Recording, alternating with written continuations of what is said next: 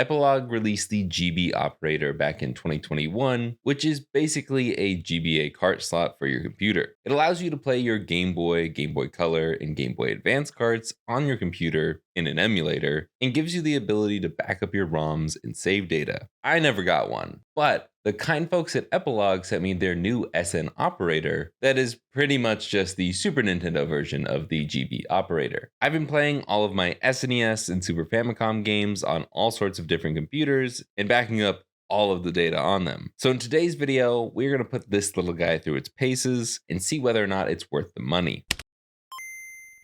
While Epilogue did send this to me early, I did pay full price for this and pre-ordered it alongside everyone else back in December. I just reached out to see if I could get my hands on a review unit if they were even doing those, and they just sent out my pre-order with all the other review units. And I can get a GB operator when the restock happens later this month. So get subscribed to see my review of that eventually. As soon as I received my Founders Edition SN operator, I put it to work. I started with an unboxing and first impressions video that is up on the second channel, Jake64, and in that process, I pretty much just played a few games on my Windows PC and made sure all of my carts were in fact legit. I feel like this is one of the more underrated features of the operator devices. No, it's not perfect because sometimes a dirty pin might throw it off, but with the new Retrace app, you can take this on the go to verify that carts are real in person. I imagine taking this to conventions and game stores to make sure I'm not buying aftermarket carts at authentic prices. And I said imagine because unfortunately the SN operator is not working on Retrace for me right now. I asked Epilogue about this, and SN operator support is actually coming in the next update. Hopefully that comes out before the official launch of the device at the end of the month. But at least on my PC, all of my games checked out as authentic, and they're playing great. Well, all but one. Technically two. Both of my Super Game Boys were recognized, but would just crash if I tried to play them. I'm not sure if you're actually supposed to be able to play Game Boy games through the Super Game Boy on the SN operator because of how this whole thing works. Since this is pretty much just a cart slot, the SN operator doesn't actually run the games. Your computer does. So that's why I'm not going to be going into how each of the games plays in this video because it depends on the hardware you're actually running this with. But thankfully, Super Nintendo games are super easy to run nowadays. The way it works is the playback software will temporarily rip the ROM and save files to your computer and use software emulation to run it. Then when you save and quit, it'll update the save file on your cartridge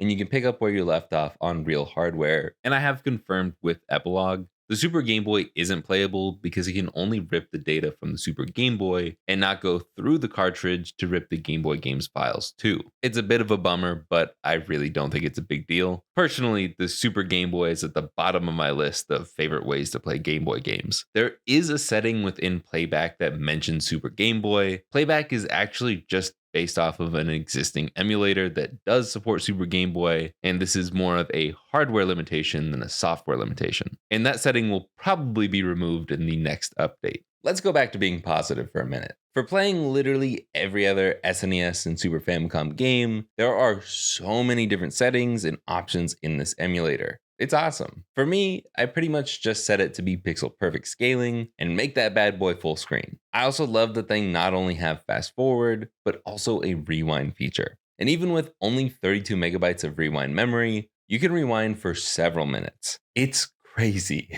I love it because I'm not very good at Super Mario World, and I feel bad when I take Yoshi down with me. I also love how simple and easy it is to back up data. I have a GBX cart for backing up and writing to Game Boy carts. It's great, and honestly, that's why I've never bought the GB operator. But I love how clean and simple it is to back up and write data through the operator. Not to say that the GBX cart is too complicated, because it really isn't, and the extra info and settings can be helpful sometimes. But backing up with the SN operator and presumably the GB operator is straight and to the point, and I love that. Whether you want to back up the ROM or save file, or upload a new save file or ROM to your cartridge, it's easy peasy. I should mention that while you can rewrite save data on pretty much any cartridge, you can only rewrite the ROM data to certain aftermarket cartridges. There are no genuine Nintendo carts that are rewritable other than the save data. So you can't put Super Metroid on your legit copy of NBA Jam, but you can take your Super Metroid save data from your phone emulator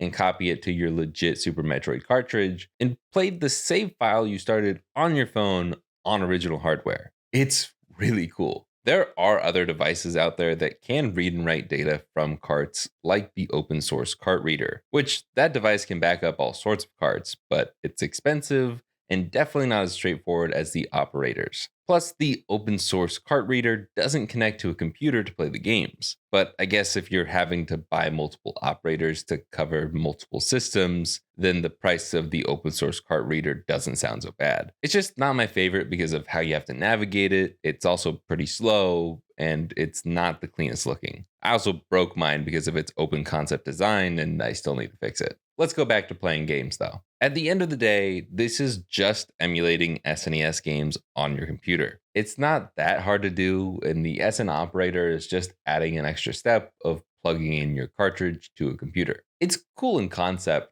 but ultimately, it's not something I care too much about. My interest mostly lies in the cartridge dumping. If you've been watching me for a while, you know I'm an original hardware guy and a couch gamer. And if you've been watching me for a while and aren't subscribed, what are you doing? Contrary to popular belief, I'm not anti-emulation. I mostly just want to be able to play the games with the controllers that they were designed to be played with. And I want it to be as plug and play as possible. And I'd way rather tinker with hardware than software. While this is pretty simple and straightforward to get up and running, it's still just not my thing. It's not hard to get it running on my Windows machine or my MacBook. I just don't want to sit at a desk or have it all up in my lap to play games like this. I want to clarify. I expected this going in, and this is not a knock on the SN operator. I just want to set the expectations for those who aren't familiar with these devices. This is not a console. However, I was hoping that I could get this to be somewhat close to a console-like experience by using it with my Steam Deck. I have a dock for my deck that is hooked up to my TV. So I thought if I'm able to download the playback app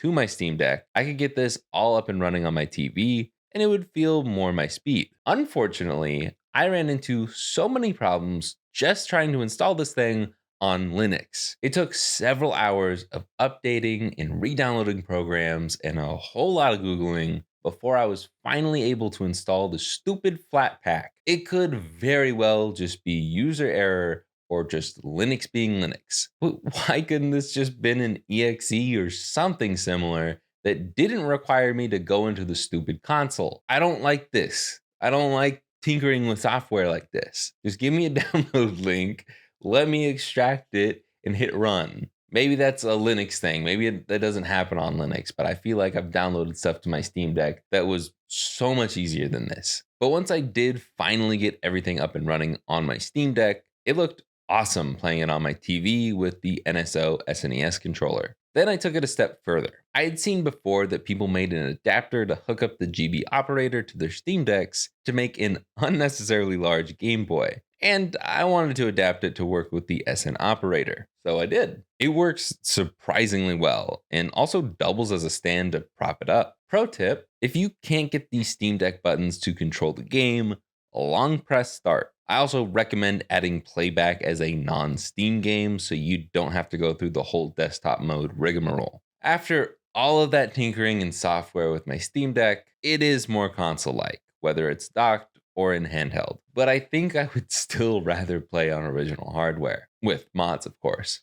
I will need to spend a few months with it before I decide whether or not it will live here. The only other thing I feel like I should mention with the SN operator is it really grips onto your carts. They all slide in super easy, but good lord is it hard to remove.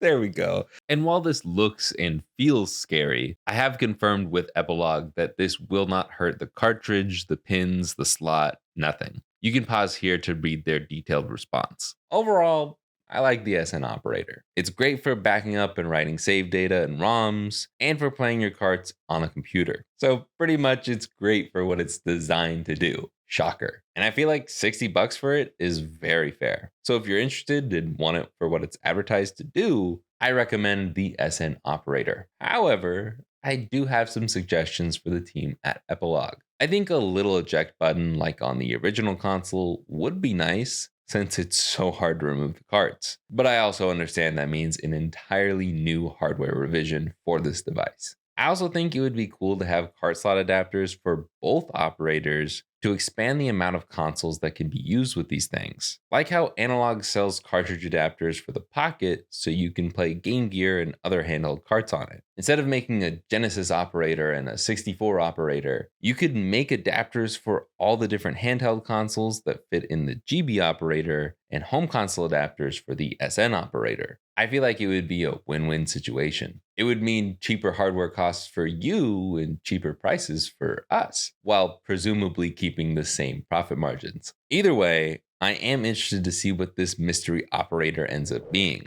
Subscribe so you don't miss that video when I inevitably review it. But what do you guys think of the SN operator?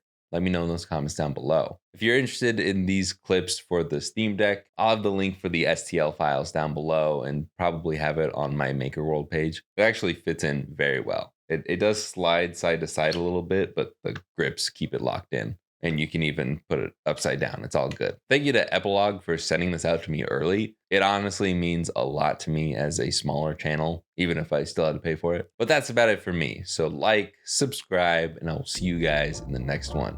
Later, guys.